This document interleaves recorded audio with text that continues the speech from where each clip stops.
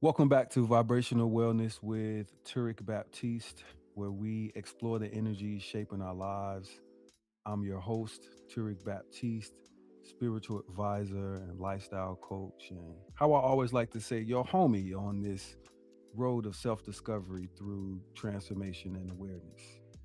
So today, I have a person on that some of you may have seen before, um, a really good friend of mine who has been extremely influential in my creative walk.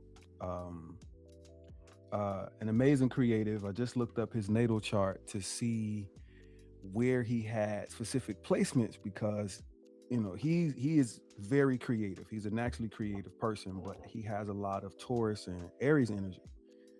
So when I just looked at his natal placements, he has Venus in Pisces.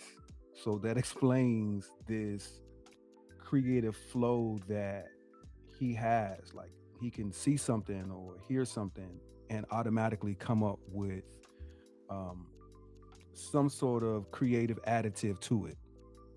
So with this season, I wanted to approach some people who were influential to me in some capacity. So this person is definitely influential as a whole and influential to me as an individual. We're going to bring him in a minute to talk about his, current place, talk about his career and how he got to where he is at this current moment. So stay with us. We'll be back with Kwame Waters.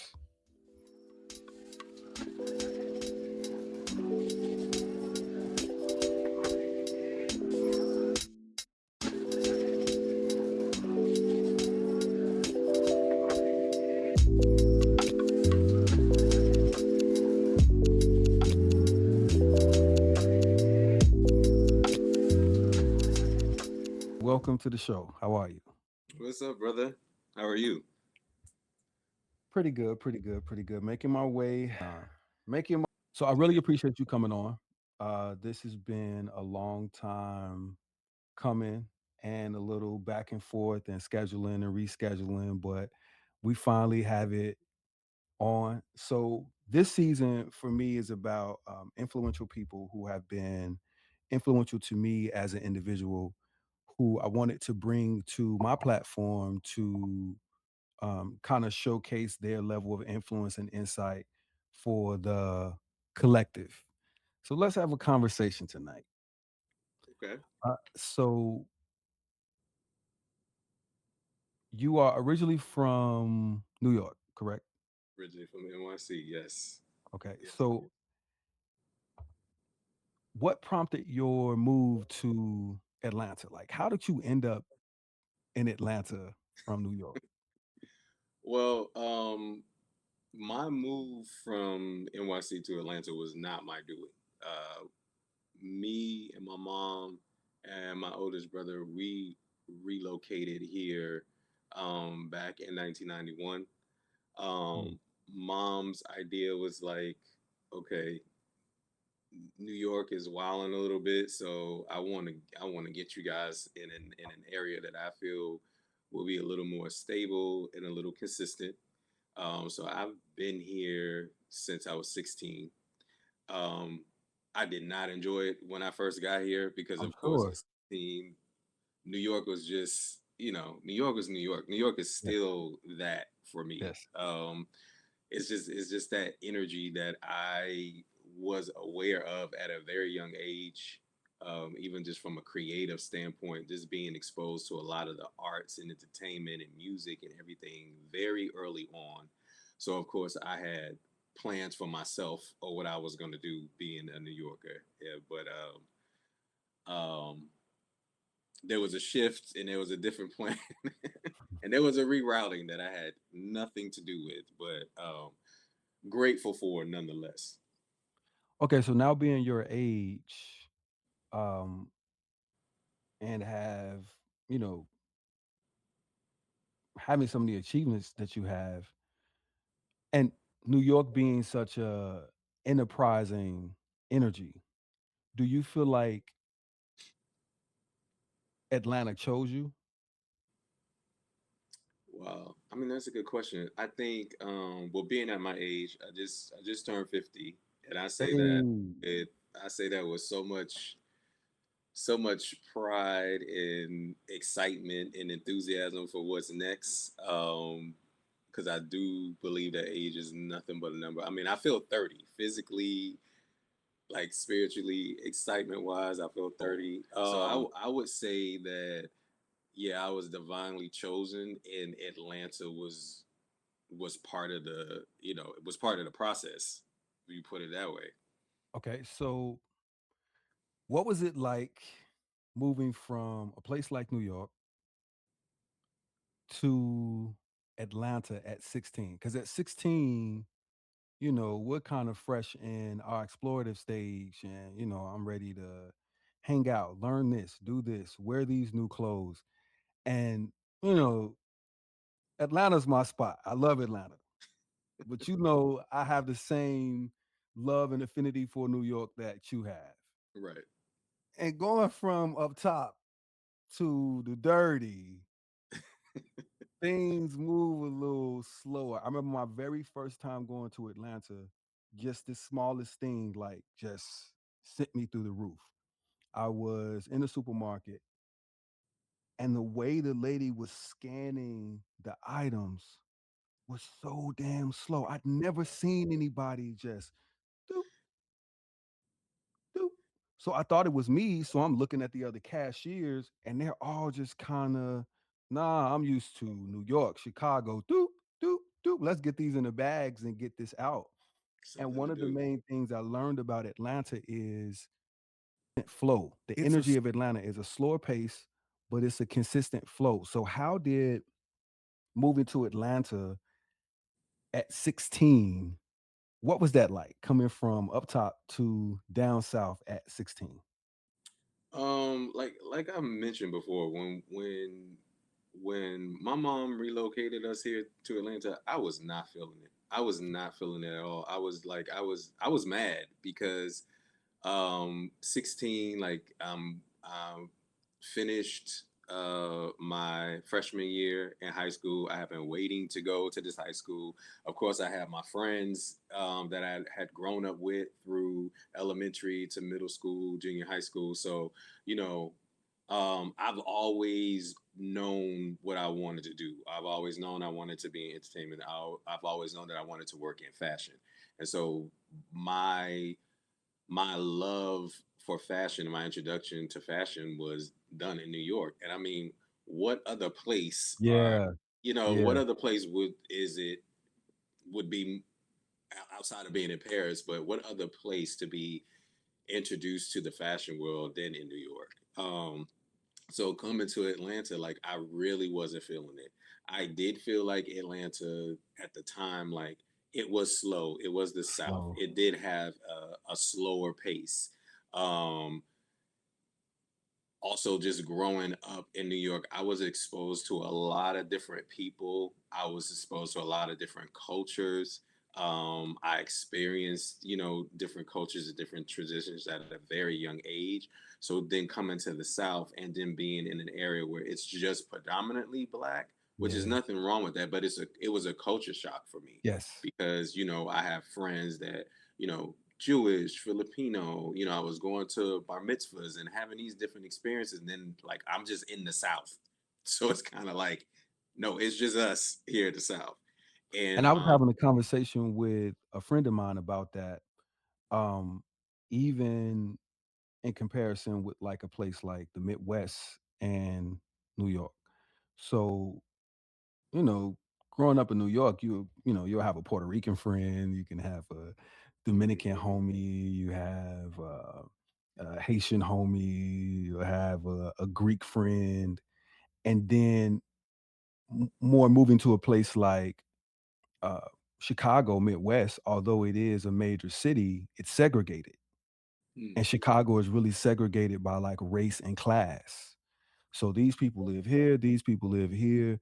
So that mixture and mix of cultures, and even that um, tolerance in some sense, right? Where you have language barriers, which are homie who may be from this place, but going further south, it's like, whoa, okay, Yeah, so I don't see none of y'all over here. yeah, yeah. But I came during a time in 91, 92, Mm, 93, where Atlanta was hidden. causing the industry to take Yeah, notice, to just be like, hey, like, no, we, as they say, like the South has something to say. When I got here, there was a birth happening in Atlanta. mhm, Of course, I didn't foresee it. So you had, whereas before people would go to New York or they go to LA to pursue um, being a musician or being an artist, like they were coming to Atlanta because you had LaFace, you had So Def, you had Organized Noise. Um, you just had all these new up and coming producers and songwriters and artists. I mean, come on, you have Babyface and L.A. Reid right. from the time here with their own label and discovering. So it's like you just saw this growth in the industry, and that changed for me. And it's like, oh well, I don't have to give up my dreams and working in entertainment. And this was before, of course, television and the music industry, which will come later on. But music wise, like the South was popping, and I also had an Early 90s, I feel like, of course, the Bad Boys and the Rockefellers, opportunity. they kind of had it on lock. But I feel like the early 90s, like you said, the South had something to say. Atlanta specifically started really seeping in and sharing that stage with New York, because New York had it for a minute, but Yeah. Atlanta came in like, look, we dropping these artists, we dropping these artists, and then that influenced fashion in a way, and then that started to influence business, and then it seems like it was just like a fire, enterprise and fire that hit Atlanta around that time, where then everything just blew up. So Yep. where you had a lot of, like you said, artists who were, trying to get to the LAs and trying to get to the DCs and the New York to really like, become an artist, you could kind of go to Atlanta and do it in half the time because of the level of talent that was already there to connect to. Hmm. So okay, so we're 16 years old, we get to Atlanta. At what point did you kickstart your creative These career? different things. So it started in high school, and then um, my best friend at the time, since 10th grade, was Candy Burris, and at 16, she had just got signed to So Def, being an Escape. So I had a firsthand look in what it looked like to come into the industry at a young age. Like, although I wasn't signed or singing or acting or anything with her, I still got an opportunity to see what was available. I still Like had an an opportunity, introduction to the world, almost, to that world. right, to be exposed to, like, oh, this is how you do an album, and this is what it looks like to be on a music video set, and all these different things. So just kind of growing up with her and being introduced, like really introduced into the industry by way of her, um, that started exposing me to, like, oh, these are the different opportunities and careers you can have in the entertainment industry that I was not aware of before. Um, So what are some of your growing up, what were some of your or who were some of your influences in like fashion and creativity? I think Dapper Dan kind of takes it for mm, most people from a certain era, yeah, but outside of that era, you at 16, 17, 18, really having a passion for fashion. Who were some of your influences? my influences, Dapper Dan definitely was one of them, because just growing up in New York, and especially going from the 80s into the 90s, like, Yeah. I definitely knew who Dapper Dan was. Like, I had fashion magazines. Like, I had GQ, I had Vogue, I had, like, I had whatever major fashion magazine was available. I was saving up my allowance to buy it. My walls were plastered with it. Essence magazine. Being introduced to like Patrick Kelly, and I had immersed myself in this. So he was definitely in an influence. But I think for me, initially, I saw myself being in front of the camera because I just thought in entertainment that was the only way Hmm. that you could make it, is if you were in front of the camera, just being ignorant to all the behind the scenes people that Yes. made this stuff I happen, was younger in right? my Yes. teens, I wanted to be the next Joe. So, I had recorded. Me and my cousin had recorded so many songs. I'm about to get a record deal. That's the whole record deal era, all of this. And a large part of it wasn't even wanting to be in a spotlight. I just wanted to be able to showcase my talents. Right. But a lot of that, like you said, was the ignorance to the actual production. Once Yeah. I realized that the artist is literally an artist, but what you see in the spotlight has a whole group of people that produce that presentation. So when I learned that, even for me, my talents and gifts were uh, kind of a better use behind the scenes. Yeah. So it's interesting that you say that because I never would have thought that you ever would have had a time because you're so like behind the scenes. I never would have thought that you had a time where, you wanted to be in front of the camera, but we share that Yeah. where no, I just didn't know that, you could be a producer. You could be a creative director. You can be the project manager because without those three aspects, we don't have a presentation of the artist. So that makes a lot of sense. Okay, Yes. now this is always so interesting to me about you because I know later on you, after kind of working on a few projects, you took on a full-time position at Turner Broadcasting.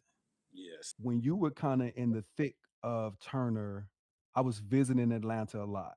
Hmm. And to see you in like this work mode was crazy. Where Yeah. like you would work these hours at Turner, which was still adding to the creative arena and broadcasting, right? But Yeah. then leave Turner at, ungodly hours of the night and go to video shoots and go and Yes. take clients. Tell us a little bit about your role at Turner, your time, Hmm. and then the transition from that full-time position into full entrepreneurship. Yeah. So, didn't know. So I had an opportunity to work on a video, and I watched June Ambrose in action, and I just listened to her. And when I saw her, I was like, "Yo, that's what I want to do." Um, and so that became my pursuit. But in that, and not having any experience, like, of course, I still needed to feed myself. I still needed to clothe myself. I still need gas money. I still needed a car. So I was like, yo, I need a job. And so my god sister at the time, she was working as a stylist, and she brought me to her agent, and she said, hey, you don't have any experience, but my established stylists need assistance. You can start off assisting them and start getting your feet wet and learning the ropes of the industry. That that I did very well in that, to the point where the stylists were trying to book me to assist them on a regular basis. Now, still wasn't making any real money.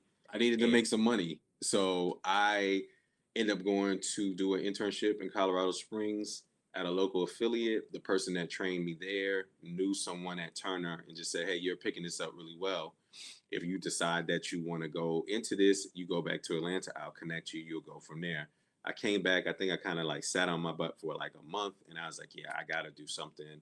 I contacted his person. I got to Turner. I applied for jobs. For my resume was a joke.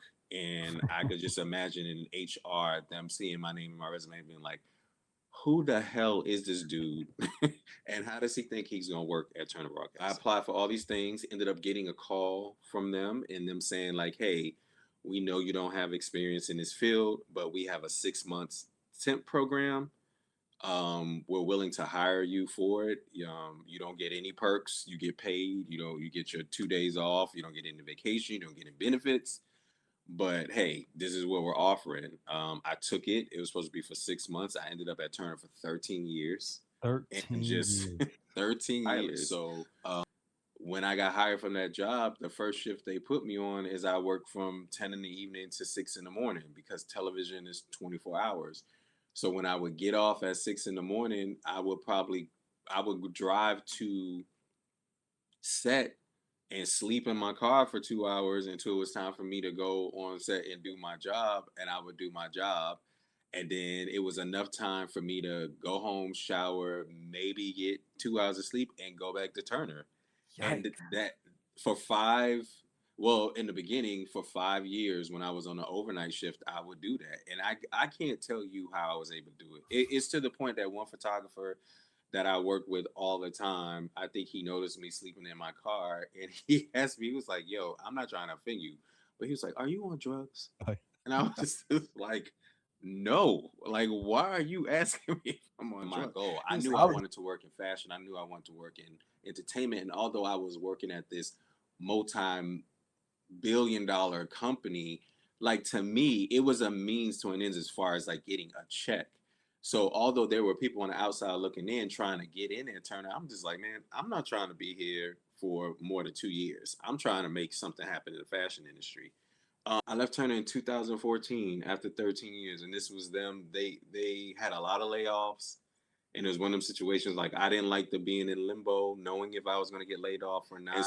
And I ended up quitting Turner in 2014 um, to take my first position of being a fashion producer for a reality show, and I had never done it before in my life. Somebody recommended it, recommended me for it. I had two telephone interviews, and by the end of that interview, I was at an Outkast concert, and I had quit my job at an Outkast concert after 13 years to do something that I had never done again. Um, it was the wildest thing, but I wasn't married, wasn't in a relationship, no kids, so it was it was on me, and I took the opportunity, and it's the one of the best and the bravest decisions I've ever made in my life, and I do not regret it. I do not regret it. So, One of the things I've learned about you, just even with your astrological makeup, you're an Aries sun, but you have a lot of Taurus energy. So you're a Taurus moon and a Taurus rising. And one thing I've learned about the Taurus risings with that Taurus energy, because Taurus is that fixed earth energy, a large part of you guys' life is slow motion. mm, It's like you never really get it as quick as other people get it. no, But when you get it, it hits so hard that it lands for a substantial amount of time, or it lands in a fixed place where it becomes like, okay, man, I've been waiting for this to happen. Okay, this is not even going to happen. And then it happens and it kind of solidifies you for the next 5 to 10 years. I've exactly. noticed that, even in interviewing other people who have those placements, saying some of the similar things that you said, like, okay, it never comes to me easy. But when Mm-mm. it comes to me, I know for a fact it's mine. Yeah. So transitioning from, because you really were kind of working two things. So transitioning from a full-time position, of course, that, by that time came with benefits and all of the perks, to full-time entrepreneurship where in some cases you're going to have to pay for that. Mm-hmm. How was that transition? Because we're going to get a little bit into your resume in a minute, but Yeah. how was that transition going from clocking these hours at Turner to, oh man, I'm styling on this reality show. This is Mm-hmm. officially lights, camera, action. Yeah.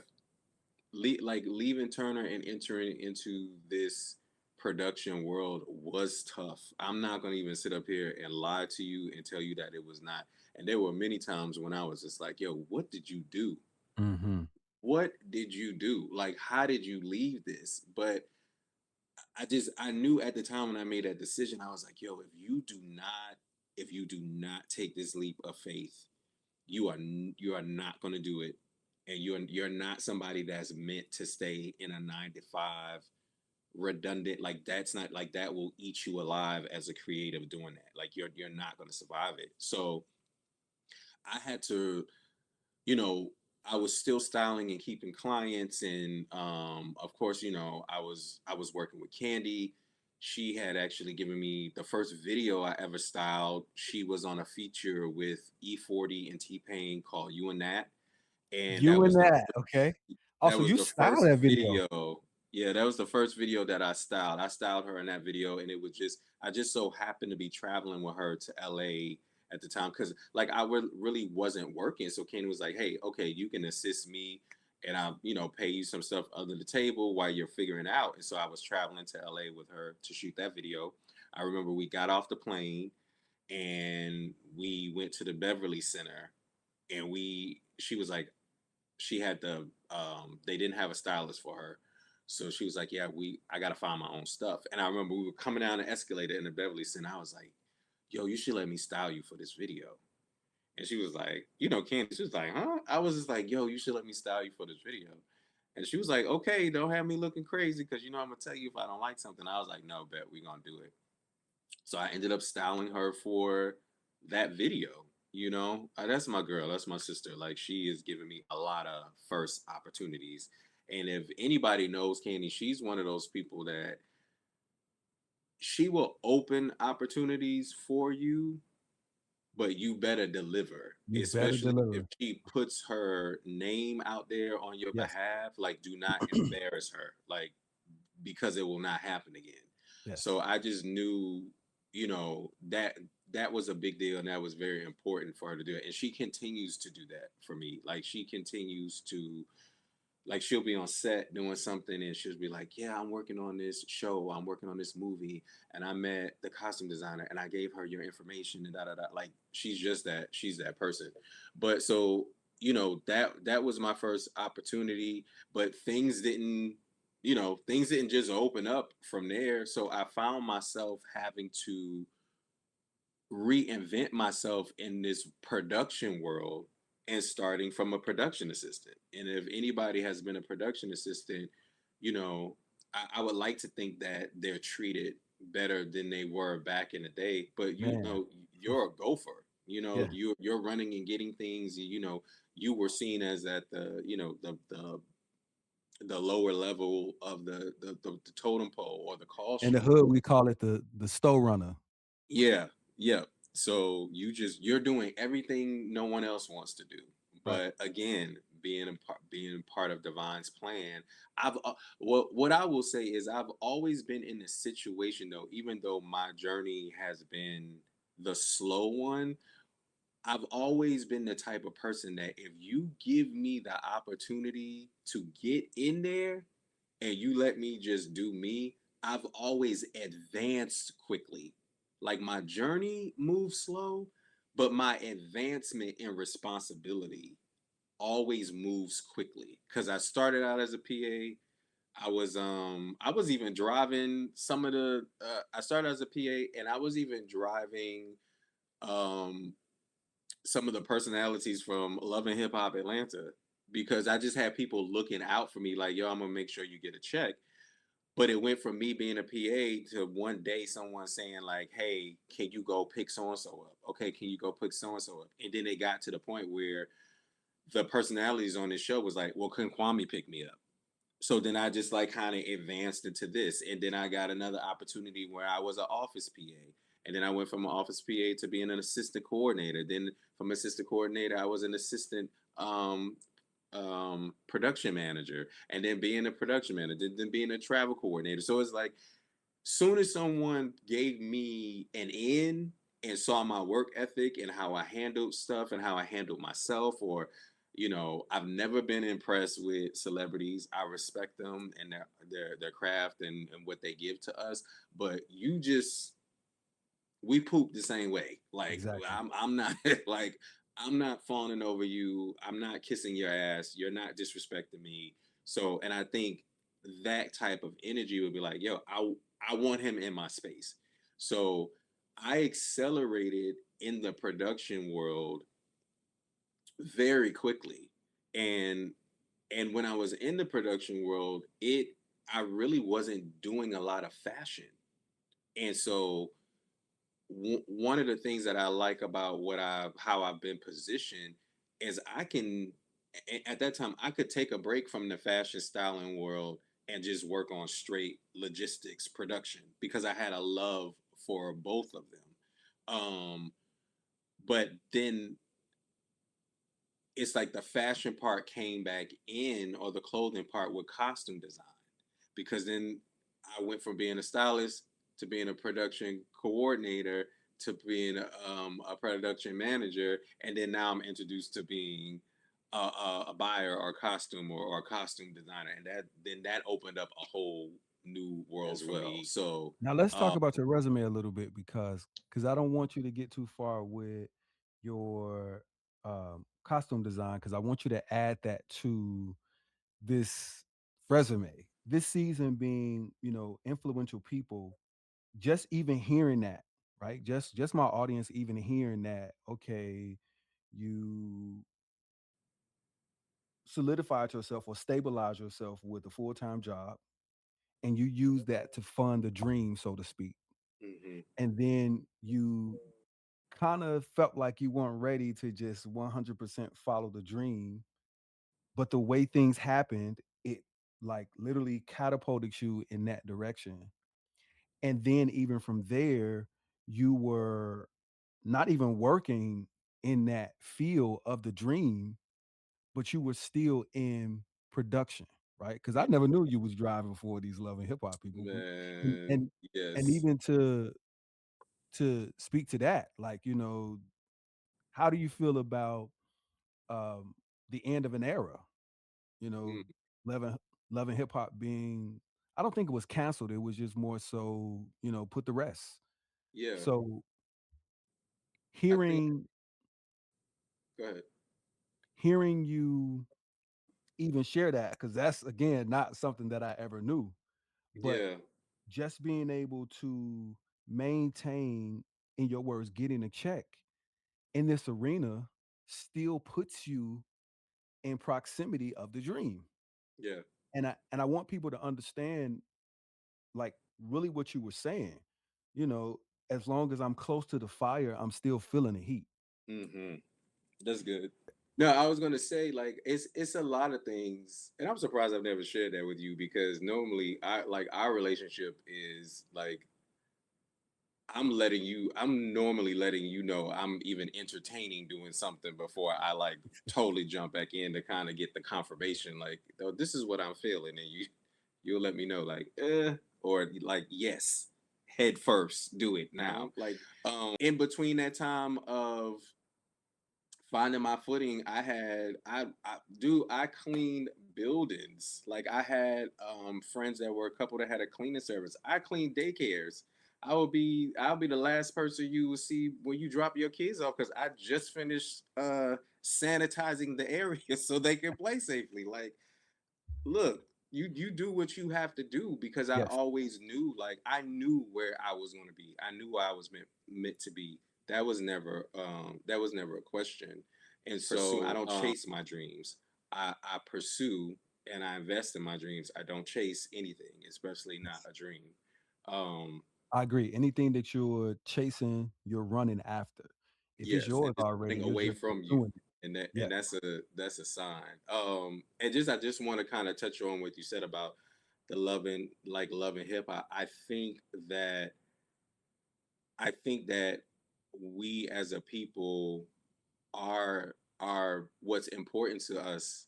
Hopefully that we're evolving. And so hmm I think certain things that held our interest and that was entertaining to us, it's no longer entertaining. And so hmm that that audience or that group or that generation that found that interesting or wanted to invest their time and attention, I just think we just have evolved. And I yes, also think that the I agree. people who were featured on that, they evolved as well. They've And evolved as it well. Yes, served them at a purpose. And then they were just like, nah, I did this. Like it's other things I want to do. And in order to do it, I gotta graduate or leave this, leave that alone. And I know a lot of people who participate in that, and I respect them wholeheartedly. Like the Rashidas and the Kurtz and people that I see that are like really doing their things and as entrepreneurs and use that as a platform for what it was, and and doing like amazing things now. So And to it piggyback worked. off what you said, like I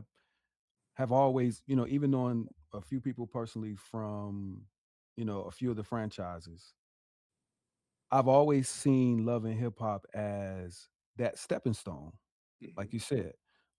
These are people who had prominence in whatever era they had prominence, and they were still relevant. Right, People still wanted to know what they were doing and where they were, and using it as a stepping stone to say, hey, now I have this platform of these many eyes and this much support. I can now pursue the dream even more. right, So you look at people like Cardi B, who we see at amazing. Love and Hip Hop New York in one way, and she's light years from that first introduction, which Right, speaks to what you said as the evolution, right? The Not only has the audience evolved, but a large reason why the audience has evolved is because the people from the show have evolved as well. So, okay, so you were pretty much introduced to the screen full time with the Candy Factory. yes. So before we get into the MTVs, the VH1s, and the Disneys, tell us a little bit about this first experience, right? Because now by this time, you're a lot more familiar with the entertainment industry, Hmm. but you weren't really in front of the camera full time. But we found you on the Candy Factory being one of the judges, Yeah. right? So kind of walk us through that experience for you. um Fun fact, when I shot the Candy Factory, I was still working at Turner full time. I was still working there. So Candy, of course, Wow. she'd been on Housewives, and people love Candy as they should. And so her being a businesswoman and understanding like, hey, I'm gonna utilize this platform and get as much of it as I can. She had a lot of spinoffs, and the Candy Factory was one of them.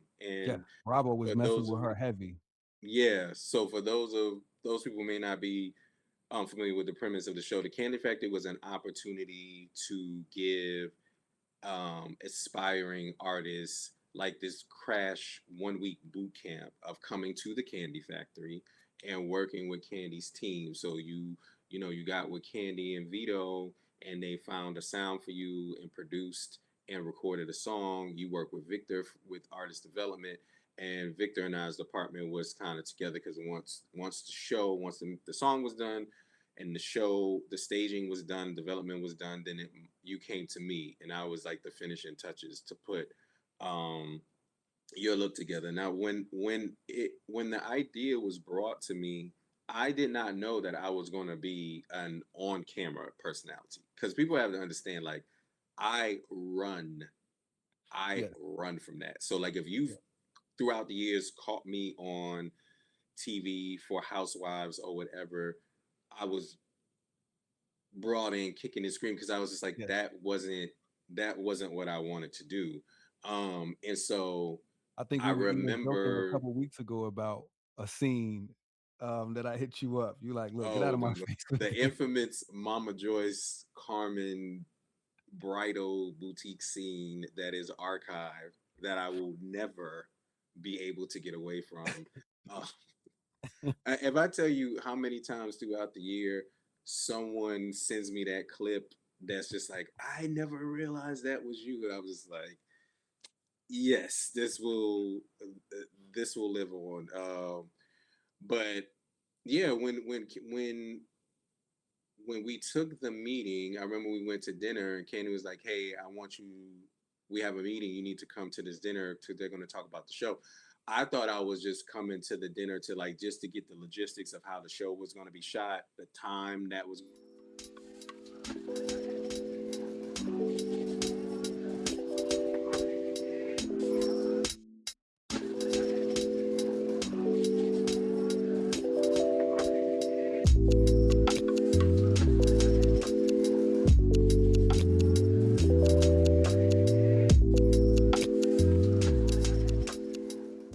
Okay, welcome back to Vibrational Wellness with Turek Baptiste.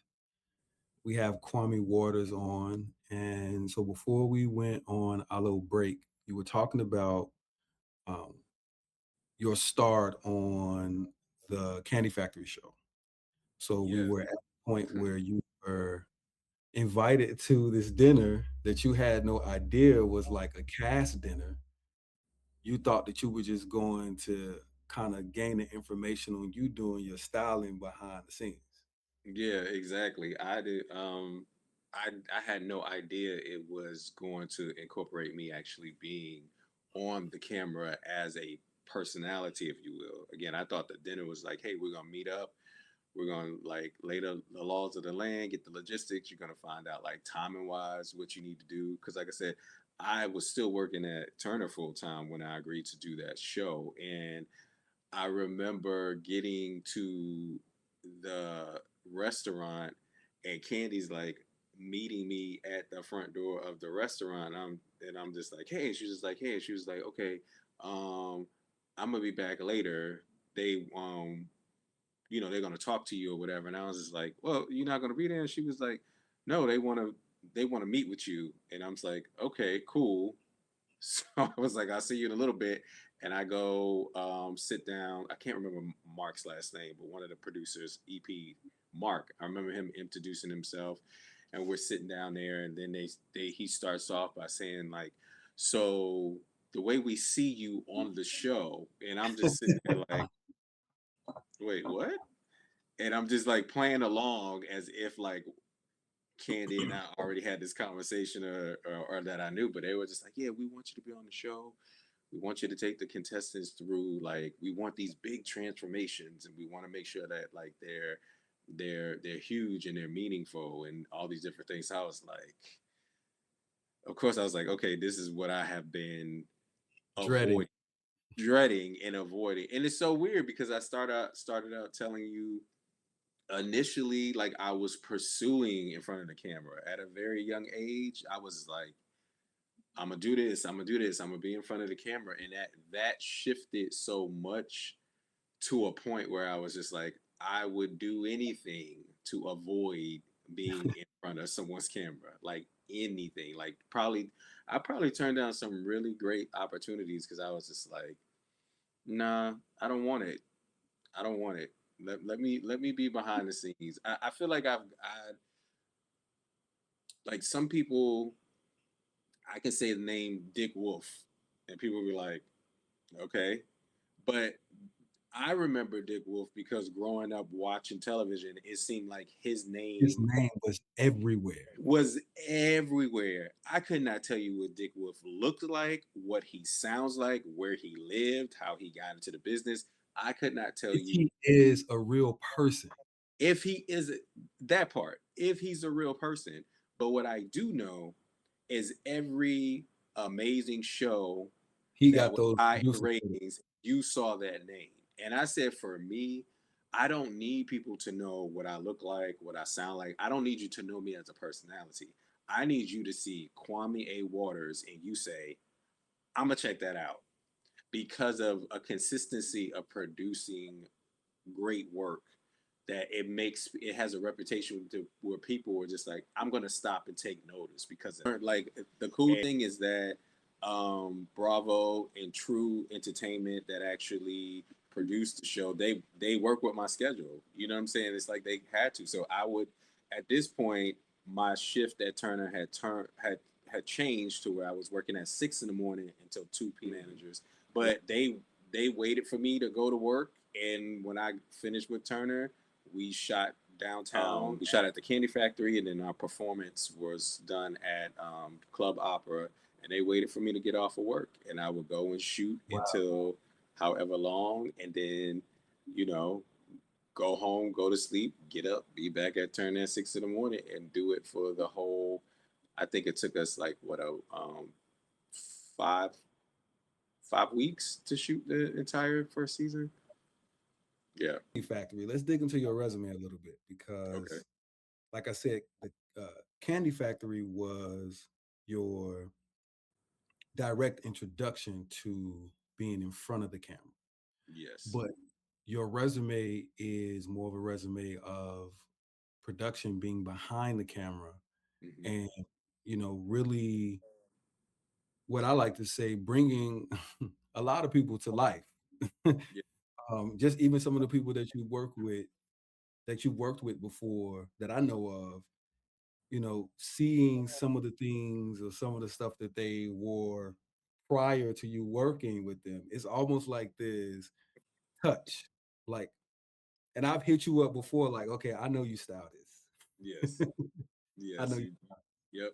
You and have a it's good. a touch, but it's almost like you have this, it's like a je ne sais quoi, where once you've touched something, now that person has that influence. So even when they're working with other stylists, they're still like, oh, well, can we try this like this?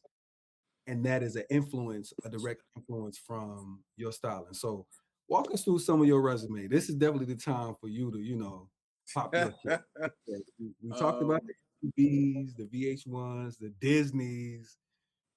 Walk us through some of the people you worked with and some of your memorable moments. my resume just started building itself from the time that I left Turner up until current day. So working my way up through production, and then did a lot of stuff with MTV and VH1, and then ended up moving right before I moved to LA, because I did LA for roughly about 2.5 years.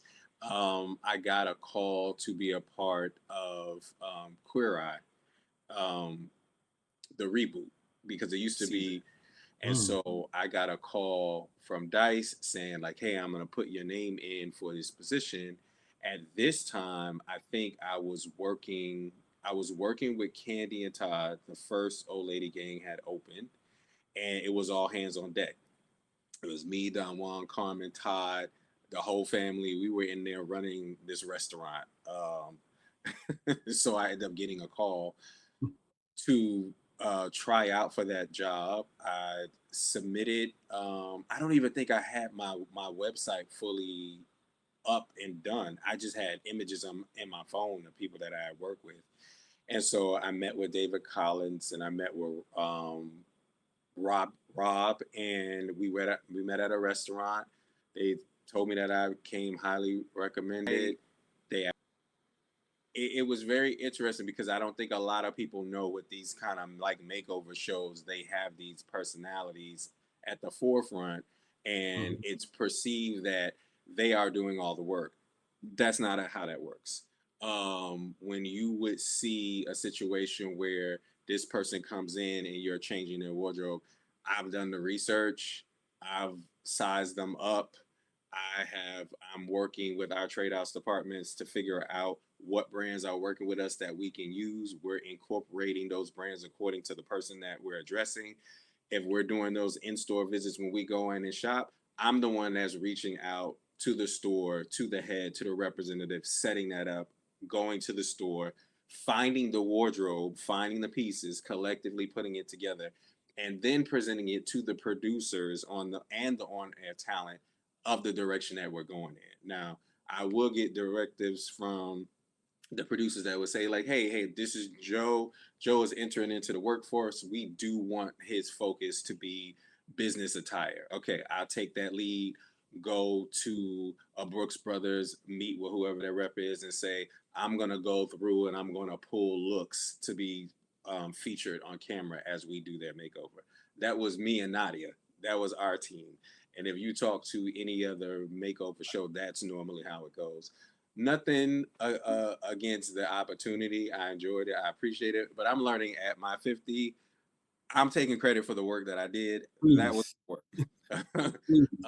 So and it was a great experience, and it was cool because I got to work with Karamo Brown, and we had a friendship before then, and I didn't know he was a part of the show until um, the day that we showed up. He didn't know I was a part of the show, and that was a very interesting experience. That's another show to have a conversation to have on another show with you at another time. But that was my brother, and we looked out for each other, and we supported each other through that whole experience. So I did Queer Eye.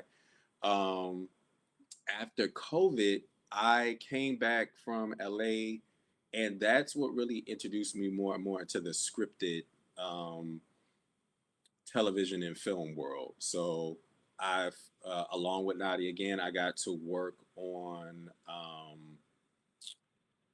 let's see, I did Woke, I did Queens. It was a show that was on NBC. It was Brandy, Eve, and Notori. That was a great experience to work with Brandy and Eve. Eve was cool as hell. Enjoyed working with her every day. Moved on from there. I did a show called Monarch that was on Fox. It was basically like the country version of Empire. And then I moved over to BMF where I worked with Kia Bonds, who was a costume designer. I was a shopper. And that show was really cool because it was still considered a period piece. And if anybody's familiar with the BMF story, you know, we start like um, late 80s, early 90s into the 2000s. So just like having to research and I was in high school at that time, so I had a lot of great recall about what people were wearing and how they were wearing it and what was authentic. I actually got to design um, Candy and Todd's first projects with the Pass, and what was before the Pass? Great movie. Shout out to The Past. It's a really good Yeah, movie.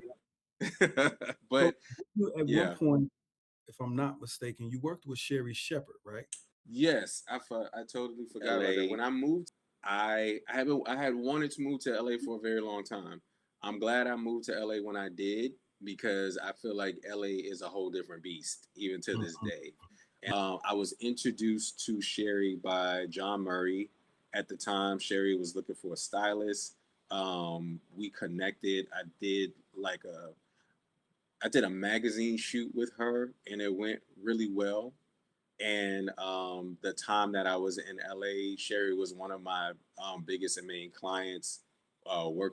Worked with her throughout promo tours and personal experiences. And when she took over for Wendy until she got her own show, I traveled with her and made sure she was good with that. So a lot. I have a lot under my belt. Yeah, I attended the Art Institute. I completed my BA there, and then I came And back. then A year later, I was asked by the department head, the fashion department head, who was also a good friend, Dr. Hammonds. He asked me to come back and teach an advanced styling class, and so I did that for 2.5 years. I always tell my students when I teach them like this industry is 95%, it's 5% talent and 95% your people skills. Like if you don't know how to move through this industry and deal with other creative people, because we're a little crazy. Like yeah, you have to learn how to stick and move with people in this industry and still stand 10 toes down in your integrity and in your morals, but also um, be nice. Like you have to learn how to be nice even when people are not being nice to you. Now, I'm not saying that you have to learn how to be a pushover or be comfortable with being disrespected. Not at all. But you have to not match energy. Yes, have those people you can creatively share ideas with, and they're going to feed you, and they're going to stretch the idea, and they're going to pour into it, and they're going to pull resources. But realize who those people are. yes, Realize yes. who they are because it's not everybody around you. And Trust me. identifying those people early on in your, creative climb is imperative because, like you said, so my mother talks too much. My mother talks too damn much. If you don't want everyone in our family or on the local news to know this, don't tell my mother. If you want everyone in our family and the local news to know this, tell my mother, right? Mm-hmm. And we used to have this kind of push and pull. She's like, well, it's not that serious. It is. And like you said, when I'm in the infant stage of what I'm working on, I don't want that thought energy from everybody else, right? Because people can express things without verbalizing. So now you told 15 of my cousins who I don't talk to, yeah, he's getting ready to, and even if they not, because it took a very long time for me to kind of accept that concept of like haters, because I'm not a jealous hearted person. So like nobody would have a reason to want to, nah, when you come out of that delusion realm as a creative and understand, like you said, everybody is not for you. Some people are actually against you and they will never verbalize it, but their thoughts towards you and your creative process or what you are attempting to create can be damaging to that process. Like you said, okay, so I've told 7 people that I'm getting ready to open a hookah spot. And as I'm going through the process, because your thoughts or your expressions can't stop that process, but it creates hindrances in that process. So now I'm having an issue with the license. Now I'm having an issue with this. And these are all of your, or all of these manifested thoughts from other people. Mhm. So a lot of times when, you know, you see creatives saying, keep stuff to yourself or only talk to, you know, your close few, it's not only, you know, gatekeeping, but it's energetic protection of what you're creating. What's a moment, Yeah. and I think I've always wanted to ask you this. What's a moment that you've had where you kind of looked around and you're like, damn, okay, I think I'm here. To be honest with you, bro, I don't honestly think that I've had that moment yet. And I know that like somebody like yourself or like other friends that are really close to me and know me, they probably be looking at me like, "What are you talking about?" But I don't, and I don't know if that's a good thing or a bad thing because I think I'm Because always I just definitely know a focused. Stevie Wonder story that you told me before that I'm like, Oh wait, yeah, but you know what? I think yeah. So the Stevie Wonder story is when I was